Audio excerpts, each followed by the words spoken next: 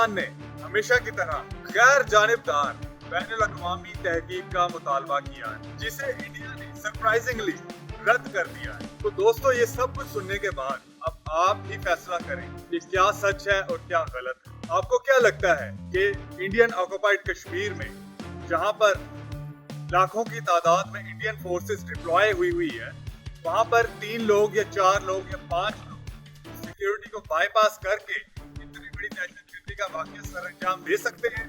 अगर इस मनगढ़ंत बात को सही मान भी लिया जाए, क्या इंडियन फोर्सेस नाकाम हो चुकी है?